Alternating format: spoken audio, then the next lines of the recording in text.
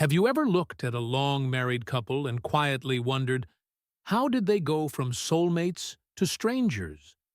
It's a silent transformation that happens more often than we like to admit. The smiles fade, the conversations shrink, and one day, the warmth that once felt effortless is replaced by a quiet bitterness. But what if I told you that for many women, resentment toward their husbands doesn't come from a single moment? It builds, year after year, in the spaces between being needed and being noticed. In this video, we're peeling back the layers. Behind why so many wives, after decades of loyalty, caregiving, and emotional labor, wake up feeling like their marriages have become cages. Not because they don't love anymore, but because they've been carrying the weight of the relationship for so long, unnoticed and unthanked, that love has eroded into exhaustion. What you're about to hear may sound eerily familiar, or it may open your eyes to someone else's silent struggle. Either way, by the time we're finished, you'll never look at happily ever after the same way again. Let's start with one of the most overlooked truths in long-term relationships: emotional labor. It's not just the cooking, cleaning, and childcare. It's the remembering of birthdays, the smoothing over of family conflicts, the invisible orchestration of daily life that keeps everyone else comfortable. For many women, this role isn't shared, it's assumed. Carol, a 72-year-old retired teacher, spent decades doing just that. She raised 3 kids, balanced a career, planned every holiday, remembered every appointment, and made life easier for everyone around her. But the one thing she never received in return? Recognition. Her husband never asked how she was managing it all, never thanked her, never noticed when she was burning out. Over time, that silence became louder than any argument. And now, years later, Carol doesn't feel love when she looks at him. She feels invisible. That's the heartbreak of emotional labor. It's quiet, constant, and completely thankless. And when it's ignored for too long, it becomes the root of resentment. Then there's the transformation that creeps in unnoticed, the slow fade from passion to parallel lives. Early on, there's laughter, connection, intimacy. But somewhere along the way, the relationship becomes routine. 2 people living in the same house, sharing meals, maybe watching TV together. But the emotional bond is gone. Linda, a 69-year-old retired nurse, knows this feeling all too well. In the beginning, she and her husband shared everything. Now, he barely asks how her day was. He sits in silence, while she feels the walls closing in. She's not his partner anymore. She's a roommate. And what makes it worse is that he doesn't even see it. To him, nothing has changed. But to her, everything has. That's the danger of emotional neglect. It doesn't explode. It erodes. And by the time the damage is visible, the connection is already gone. But it's not just what's missing now. It's what's never been resolved. The arguments that ended without apologies. The promises that were broken and then forgotten. Over the years, these small wounds don't heal. They harden into walls. Patricia, a 74-year-old retired accountant, spent 40 years in a marriage that looked stable on the outside, but inside, she carried 1,000 tiny betrayals. Times when her feelings were dismissed, when she was told she was too sensitive or making a big deal out of nothing. Eventually, she stopped talking. Not because she forgave, but because she gave up. Her silence wasn't peace, it was resignation. And that's what unresolved conflict does. It doesn't just hurt. It changes how you see the person you once loved. From partner to adversary. From safe place to source of pain. As women grow older, Their priorities change. Their sense of identity shifts. After years of nurturing everyone else, they start asking, "What about me?" Helen, a 68-year-old retired librarian, spent decades focused on her family. But once the kids moved out and retirement settled in, she wanted more. She wanted to travel, to join book clubs, to live. Her husband? He was content with his recliner and remote. When she suggested trying something new, he shrugged. "I'm happy the way things are," he said. But she wasn't. And that's the tragedy. When one partner evolves and the other stands still. She wasn't angry that he was different. She was resentful that he didn't care to grow with her.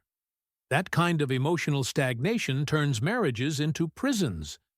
Not because anyone meant to hurt the other, but because no one paid attention to how much had changed. Another quiet killer of connection, the disappearance of affection. Not just physical intimacy, but emotional closeness.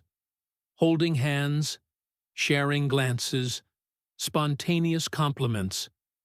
When those gestures disappear, so does the sense of being loved.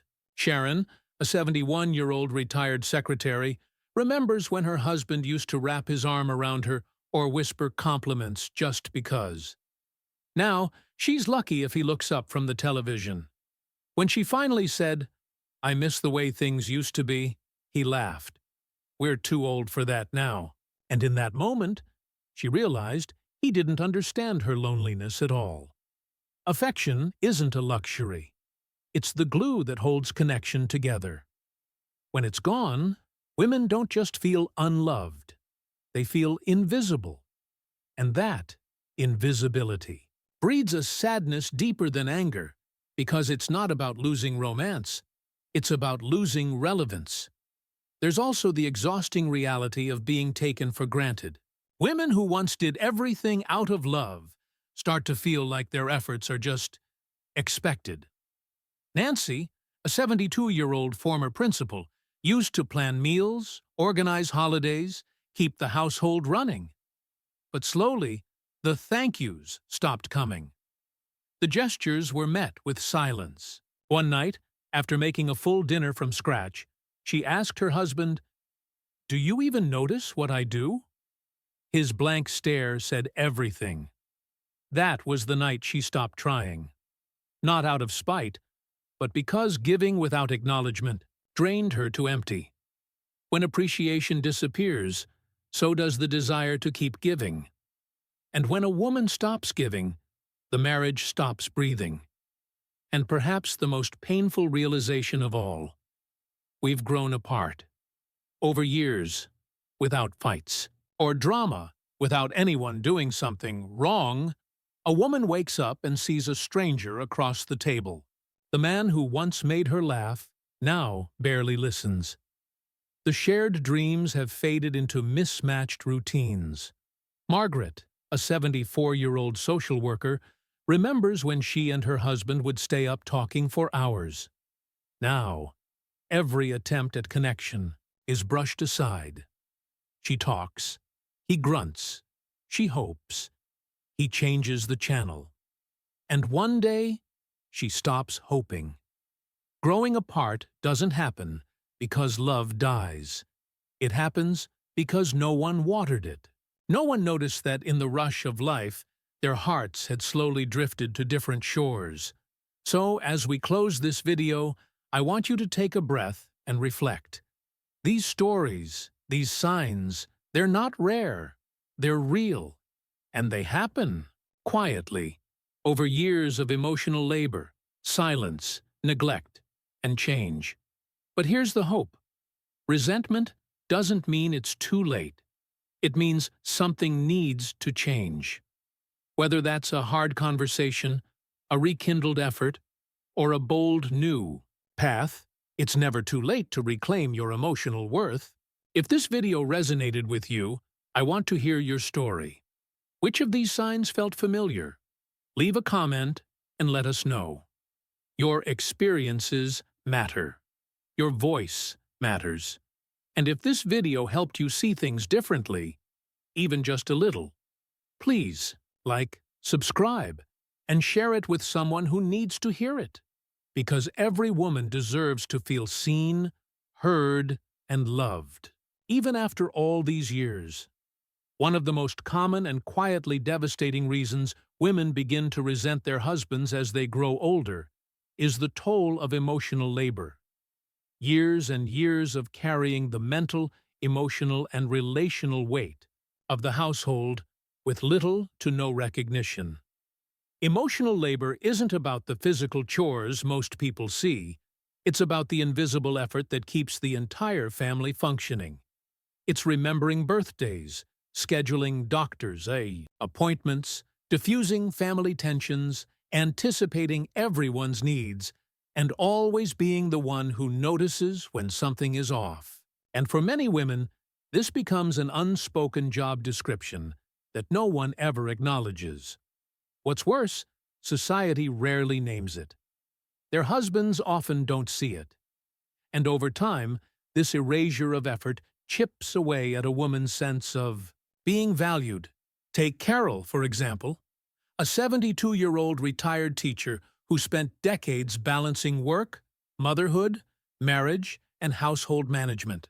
She was the one who knew which child needed a dentist appointment, who made sure the birthday cake was ordered, who comforted everyone else when emotions ran high, and who still managed to keep the living room tidy before guests arrived. Her husband? He went to work, came home, and assumed all was well.